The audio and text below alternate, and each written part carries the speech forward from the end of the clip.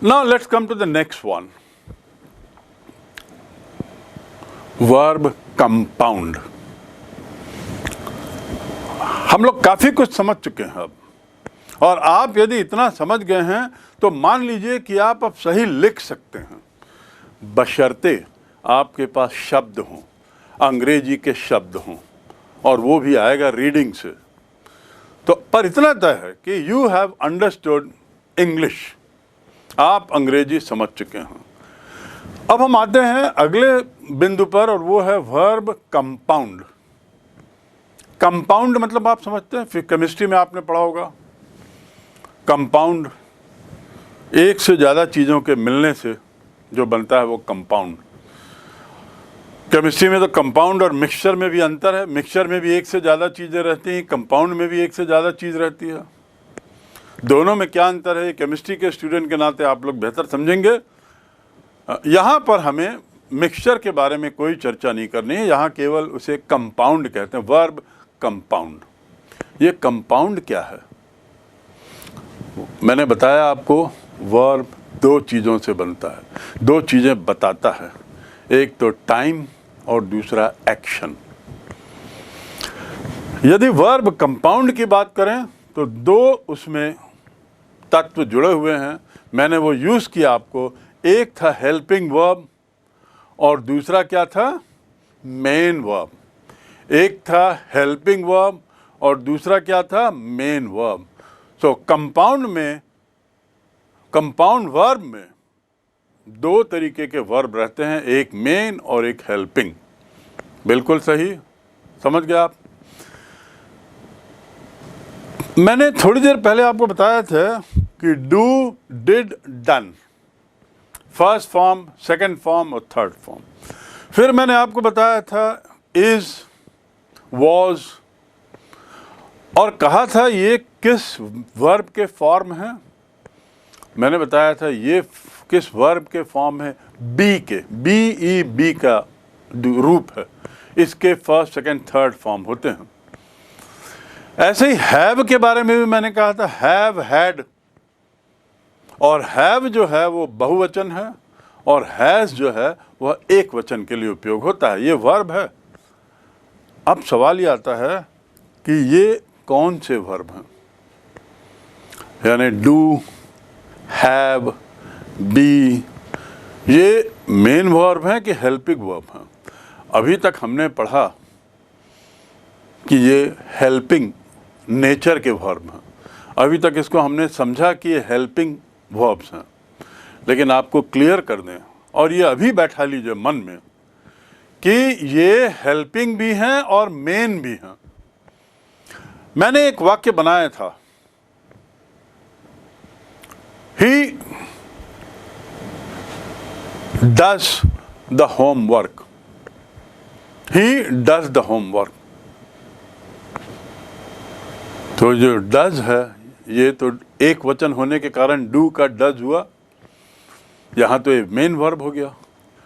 He does the homework, इसमें क्रिया कहाँ है इस वाक्य में? डू ही तो है ना, डज ही तो क्रिया है, डज ही तो वर्ब है। यहाँ पर ये मेन वर्ब है। उसके अलावा और कोई सा वर्ब दिख रहा है क्या इस सेंटेंस में? नहीं।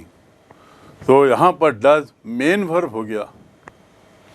आई have a pen, I have a pen, इस सेंटेंस में हैव क्या है, हेल्पिंग वर्ब है या मेन वर्ब है या दोनों हैं? उत्तर है ये दोनों हैं। जैसे डू हेल्पिंग भी है, मेन भी है, ऐसे ये भी हेल्पिंग भी है और मेन भी है। क्लियर?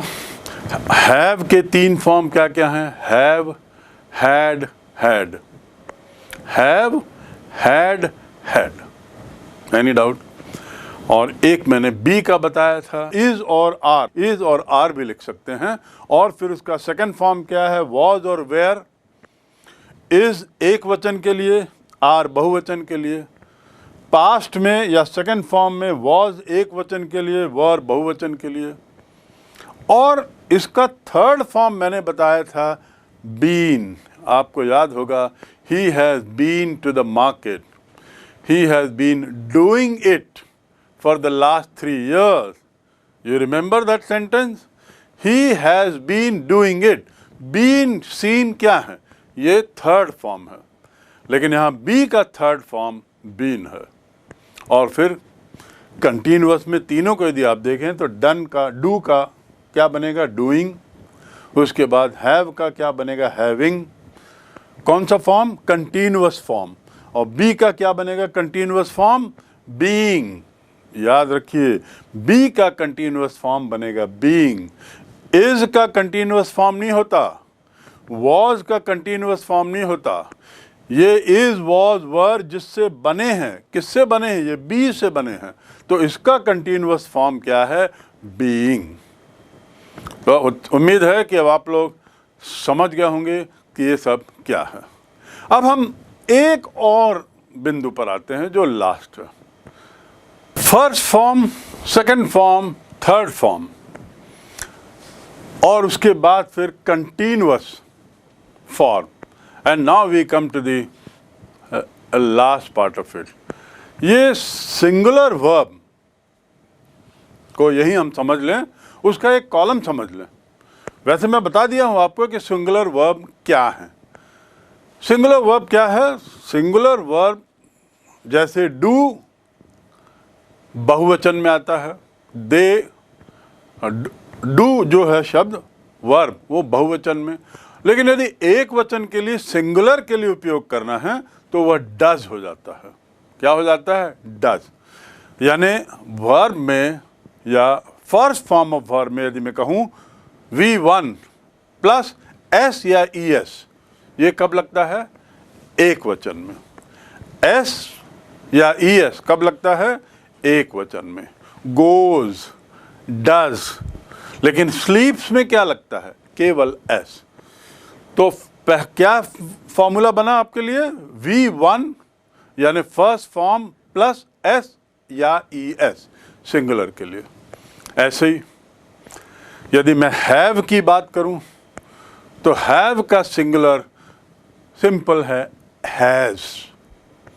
और बी की बात करूं तो बी में सिंगुलर में आपको थोड़ा सा ध्यान देना होगा कि बी के सिंगुलर में इज और एम आता है।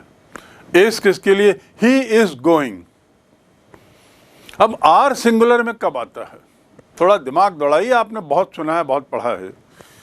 सिंगुलर में कौन से प्रोनाउन के साथ, प्रोनाउन सर्वनाम के साथ आर जुड़ता है?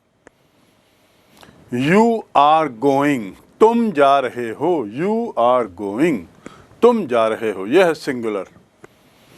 यहां पे यू क्या है? सिंगुलर है। लेकिन वैसे आर जो है वो बहुवचन में उपयोग होता है। मैं इसी बात को बताना चाह रहा हूं कि वह सामान्यतया आर जो है, ARER, वो बहुवचन के साथ उपयोग होता है, प्लूरल के साथ उपयोग होता है। लेकिन यहाँ पर हम इसको स्पष्ट कर लें कि ये आर यू के साथ भी होता है। Any doubt? और तीसरा है एम। ये तीनों किसके सिंगुलर फॉर्म है? बी के सिंगुलर फॉर्म है। एम किसके साथ? वेरी सिंपल, एम केवल आई के साथ होता है, बस। आई एम गोइंग। अंग्रेजों ने आई, मैं को कुछ अलग स्थान दिया है, तो मैं के लिए उन्होंने अलग शब्द लिया। मैं जाता हूं, आई गो। मैं जा रहा हूं, आई am going. I is going नहीं होगा, आई आर गोइंग नहीं होगा। उसके लिए बिल्कुल अलग शब्द उन्होंने, अलग हेल्पिंग वर्ब लिया है या अलग वर्ब लिया है, और वो है बिल्कुल अलग रूप लिया है उस वर्ब का। मैं अलग वर्ब कहना गलत होगा। बी का बिल्कुल अलग रूप उन्होंने क्रिएट किया है, और वो है am, I am going. Right? So ये एक आप अब समझ गए हैं वर्ब कंपाउंड क्या होता है। वर्ब कंपाउंड के प्रकार देखा आपने, और उसके बाद वर्ब कंपाउंड कैसे बनते हैं, अलग अलग उनके फॉर्म्स कैसे रहते हैं। Hope you have understood. बहुत निकट आप पहुंच रहे हैं अच्छी अंग्रेजी समझने के, सेंटेंस बनाने के, सही समय पर सही तरीके से वाक्य टाइम के साथ बनाने का बहुत सही आपको बढ़ रहे हैं धीरे धीरे। तो अब हम बढ़ते हैं नेक्स्ट पे, और नेक्स्ट जो आपका बिंदु है इसमें वो क्या है? वर्ब कंपाउंड जानने के बाद अब हम आते हैं नेक्स्ट पर। नेक्स्ट में अब हम क्या जानेंगे? नेक्स्ट में हम एक तरीके से उसी की प्रैक्टिस कर रहे हैं जो हमने पहले सीखा कि कैसे कंपाउंड सेंटेंस में हेल्पिंग वर्ब होता है, वो टाइम कैसे बताता है, और कंपाउंड सेंटेंस में मेन वर्ब होता है, उसका रूप कैसे बदलता है। Let us take an example. He had done his work before his father came. अभी जो हमने किया था इसके पहले वो था प्रेजेंट फॉर्म में। किस में था? प्रेजेंट फॉर्म में। यानी इसी को यदि हम प्रेजेंट में करें तो हैड की जगह क्या हो जाएगा? तो प्रेजेंट हो जाएगा। हैड को हटा दीजिए, उसके बदले प्रेजेंट में लाना है तो क्या लाएंगे? हैड कौन सा फॉर्म है? Second form, V2। लेकिन इसका फर्स्ट फॉर्म क्या है? हैज़। और वो फर्स्ट फॉर्म को और क्या बोलते हैं? Present form. तो हमने प्रेजेंट तो कर लिया है, अब हम आते हैं पास्ट पे, सेकेंड फॉर्म पे। तो ही had done his work before his father केम। उसने काम पूरा कर लिया था इससे पहले कि उसके पिताजी आते। अब यहां देखिए हैड जो है नीचे उसके लिखें सेकेंड फॉर्म V2। डन के नीचे हम लिखें कौन सा फॉर्म? डन कौन सा फॉर्म है? Do, did, done, third form. करना, डू माने करना, उसका थर्ड फॉर्म।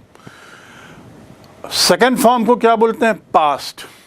और थर्ड फॉर्म को क्या बोलते हैं? परफेक्ट। तो ये कौन सा सेंटेंस है? बोलिए। Past perfect tense. Past perfect tense का सेंटेंस है, राइट? ऐसे ही came, before his father came. Came कौन सा फॉर्म हुआ? Second form.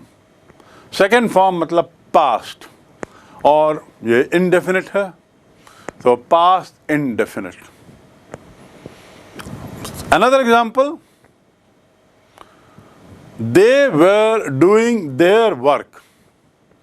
देखिए ध्यान से, they were doing their work. They बहुवचन है, राइट? देयर की स्पेलिंग थोड़ा देख लें, हम लोग बहुत गलतियां करते हैं।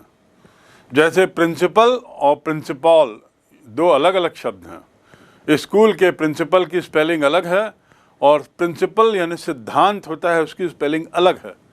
हम अपने स्कूल के प्रिंसिपल के लिए सिद्धांत की स्पेलिंग लगा देते हैं, बहुत गलत है। ऐसे ही यहाँ भी हम गलती करते हैं, THEIR है देयर, यहाँ देयर का मतलब है उनका। दे आर देयर प्रॉपर्टी, ये उनकी प्रॉपर्टी है।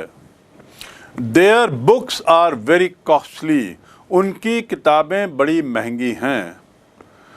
Their prices are very high quality. Their prices are of very high quality. तो देयर यहाँ पे क्या स्पेलिंग है? THEIR, उनके। और एक दूसरा शब्द होता है THERE, उसके भी उच्चारण देयर है। वहाँ देयर का मतलब क्या हुआ? वहाँ, यहाँ नहीं वहाँ। हियर मतलब यहाँ, देयर माने वहाँ। तो हम यहाँ पे हियर और देयर की बात नहीं कर रहे हैं, हम यहाँ पे उनकी बात कर रहे हैं। तो इसलिए ये वाक्य है दे वर डूइंग देयर वर्क। अब वर कौन सा फॉर्म है? बी का सेकंड फॉर्म V2। डूइंग कौन सा फॉर्म है? ING वाला फॉर्म क्या कहलाता है? Continuous form.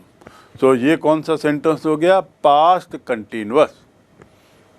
क्या हो गया? Tense, past continuous tense, were doing. Let us come to the last example, and a still bigger example. They have been doing their work. They have been doing their work for the last 2 years. They have been doing their work. ये have जो है वो कौन सा form है? Present first form. Have जो है वो फर्स्ट फॉर्म है. तो यहाँ लिखें प्रेजेंट V1. बीन कौन सा फॉर्म है? बी का थर्ड फॉर्म है, तो V3. और थर्ड फॉर्म को क्या बोलते हैं? परफेक्ट. तो प्रेजेंट परफेक्ट. और डूइंग तो आप समझ गए कंटिन्यूअस ही है, तो प्रेजेंट परफेक्ट कंटिन्यूअस. राइट, ये तो हुआ प्रेजेंट का. और हम बात कर रहे हैं पास्ट की, तो इसको बदल के हम पास्ट कर दें. क्या करना होगा? हैव को बदल कर जो प्रेजेंट है उसके बदले हम V2 यानी पास्ट सेकेंड फॉर्म ले आए. हैव का सेकेंड फॉर्म क्या? हैड. तो they had been doing their work for the past 2 years. Right, तो ये हो गया पास्ट परफेक्ट कंटिन्यूअस. कौन सा टेंस हो गया? Past perfect continuous. Clear? Very easy to understand. अब इसमें आप जब इतने रूप को उसको देख रहे हैं तो मैं एक छोटी सी चीज़ और बताऊंगा, इसी पे ही रिवाइज कर ले हम लोग, कि इसमें से हेल्पिंग वर्ब कौन सा है? Have been. They were doing the work में कौन सा है? वर. और ऐसे ही हैड डन में हेल्पिंग वर्ब कौन सा है? हैड. और दूसरा जो वर्क है, वर्ड है डन, मेन है, मेन वर्ब है. कंपाउंड वर्ब के आइडेंटिफिकेशन के बारे में जब हमने पढ़ा, आइडेंटिफिकेशन वर्ब आइडेंटिफिकेशन, तो उसमें मेन वर्ब्स और हेल्पिंग वर्ब असिस्टिंग वर्ब हमने पढ़ा. तो this is how we have almost now completed our tense part. अब हम आगे बढ़ते हैं. Now we move to the next one. तो what is that next now? Next में अब हमारी कुछ एक्सरसाइजेस हैं, कुछ सैम्पल एग्जाम्पल्स हैं. वैसे आई एम श्योर कि हमने पर्याप्त एग्जाम्पल कर लिए, लेकिन फिर भी still let us do something little faster. Present I play football. अब देखिए, पहले सेंटेंस में ही आपके मन में ये सवाल उठना चाहिए कि सर आई तो सिंगुलर है, और आपने बताया है कि सिंगुलर के साथ एस या ईएस जुड़ता है किसमें? वर्ब में. किसमें जुड़ता है? वर्ब में. Singular verb. और आई सिंगल है, एक वचन है, मैं, तो यहां पे एस क्यों नहीं है? ये भी एक नियम है, अपवाद है. It is an exception. This rule is an exception. I एक वचन होते हुए भी बहुवचन जैसा ट्रीट होता है वर्ब के मामले में. याद रखिए, समझ रहे हैं मेरी बात? आई एक वचन होते हुए भी बहुवचन जैसा ट्रीट होता है वर्ब के मामले में. मैं वर्ब की बात कर रहा हूं कि वर्ब में एस या ईएस क्यों नहीं लगा है? इसलिए क्योंकि इंग्लिश ग्रामर में आई को बहुवचन रखा है अंग्रेजों ने. मैंने बताया ना, अंग्रेजों ने आई के साथ बहुत खेल किया है, मैं के साथ बड़ा खेल किया है. मैंने बताया आई के साथ एम आता है, केवल उसी के साथ आता है, आई एम गोइंग. और किसी शब्द के साथ किसी सेंटेंस में एम आप नहीं सुनेंगे, आई के साथ ही है. ऐसे ये भी एक अपवाद है कि आई को उन्होंने बहुवचन जैसा ट्रीट किया है. आई को आई माने ताकतवर, बहुत लोगों जैसा, ऐसे याद रखिए, ताकतवर, तो उसको भी उन्होंने बहुवचन जैसा ट्रीट किया है. और उन्होंने कहा है I play, I go, I goes नहीं होगा. ये तो हो गया प्रेजेंट फर्स्ट फॉर्म.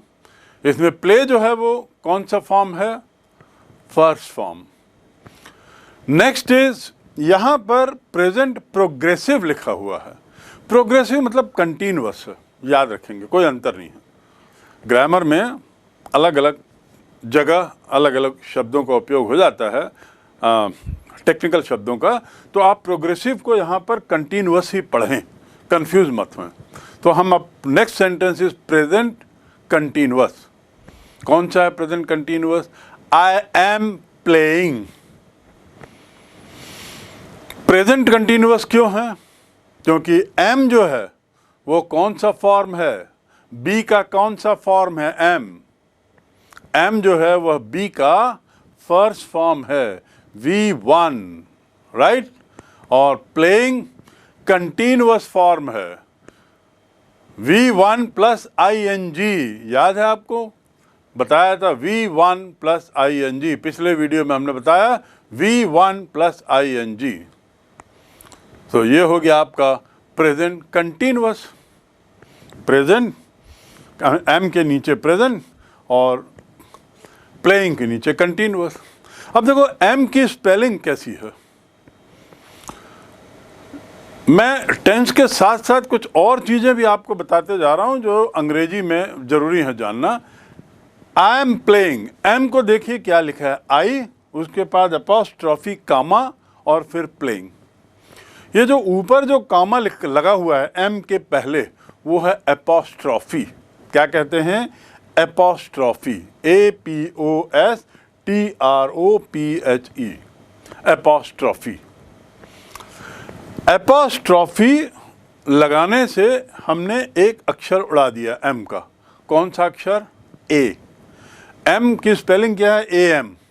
तो AM ना लिख करके हमने आई के बाद अपॉस्ट्रोफी लगाया और एम लिख दिया। ये सही अंग्रेजी है, गलत नहीं है। तो याद रखेंगे, अपॉस्ट्रोफी कहते हैं उसको। Apostrophe is like a comma. तो आई एम प्लेइंग, ये कौन सा हुआ? Present continuous. जैसे फर्स्ट फॉर्म प्रेजेंट कहलाता है, अब हम पास्ट पे आए। पास्ट कौन सा फॉर्म कहलाता है? Second form. I played basketball. I played basketball. Played कौन सा फॉर्म है? प्ले। प्लेड सेकंड फॉर्म हुआ, तो आ गया V2 सेकंड फॉर्म। तो ये क्या कहलाएगा? Past, simple past. Simple past जैसे पहला था सिंपल प्रेजेंट, ऐसे ही प्रेजेंट परफेक्ट। जैसे प्रेजेंट परफेक्ट में क्या है? I have just played basketball. या हम उसके पहले पास्ट कंटिन्यूअस को देख लें। पास्ट कंटिन्यूअस क्या है? पास्ट कंटिन्यूअस में आई वॉज प्लेइंग। कैसे हुआ? I was playing. वॉज क्या है? I was playing. वॉज क्या हुआ? Was past, V2। और प्लेइंग क्या हुआ? कंटिन्यूअस। और वॉज क्या हुआ? V2। तो यहाँ पे ये हो गया पास्ट प्रोग्रेसिव या पास्ट कंटिन्यूअस। नेक्स्ट सेंटेंस क्या है? आई have played. I have played basketball. Have कौन सा फॉर्म हुआ?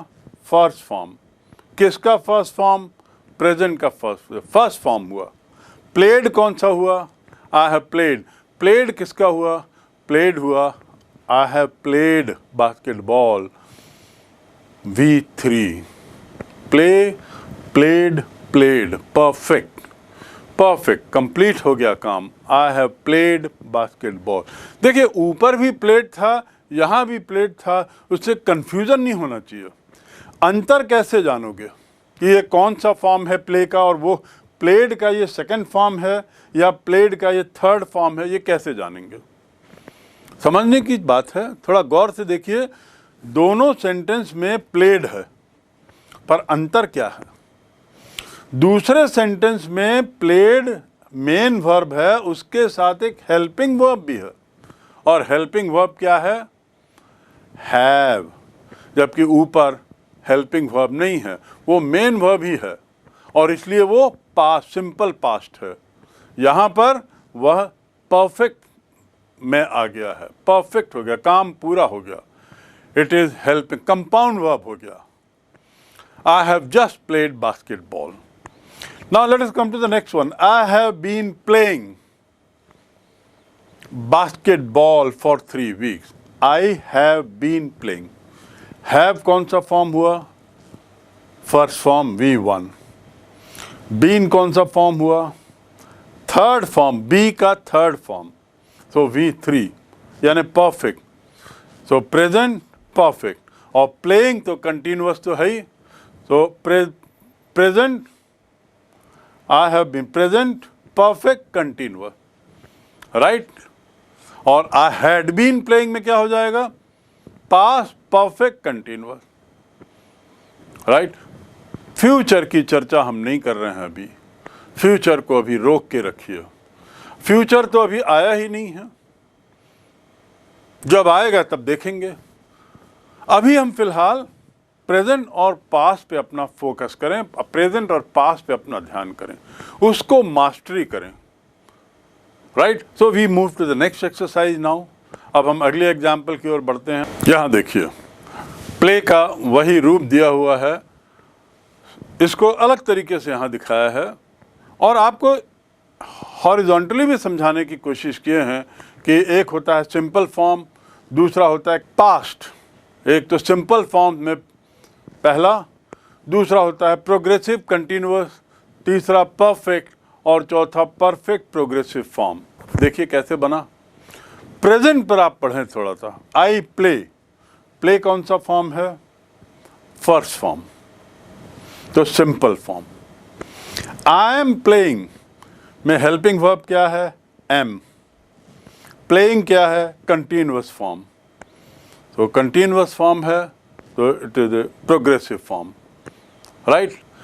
अब तीसरा सेंटेंस क्या है? आई हैव प्लेड में हेल्पिंग वर्ब क्या है?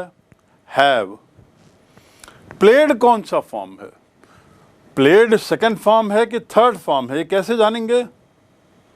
प्लेड सेकंड फॉर्म है कि थर्ड फॉर्म है, कैसे जानेंगे? मैंने आपको अभी बताया कि यदि हेल्पिंग वर्ब के साथ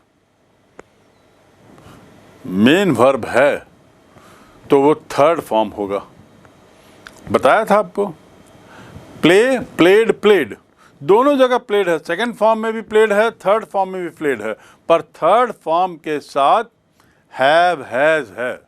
दूसरे शब्दों में यदि हेल्पिंग वर्ब लगा हुआ है वर्ब के साथ, तो डाउट ही नहीं होना चाहिए, आप सीधा बोलिए ये थर्ड फॉर्म है. आप समझ गए. यदि हैव, हैड लगा हुआ है तो आप कह दीजिए कि ये थर्ड फॉर्म. आंख बंद करके आप बोल सकते हैं ये थर्ड फॉर्म है, और थर्ड फॉर्म को क्या बोलते हैं? Perfect form. So I have played में प्लेड थर्ड फॉर्म है. और ऐसे ही next is I have been playing. जरा देखिए, हैव कौन सा फॉर्म हुआ? First form. बीन कौन सा फॉर्म हुआ? Third form. तो फर्स्ट फॉर्म मैंने प्रेजेंट, बीन हुआ थर्ड फॉर्म यानी परफेक्ट, प्रेजेंट परफेक्ट, और फिर उसके बाद प्लेइंग है तो कंटिन्यूअस हुआ. तो क्या हुआ? आई हैव बीन प्लेइंग माने present perfect continuous, right. So similarly past में भी I played, V2 second form. I was playing, was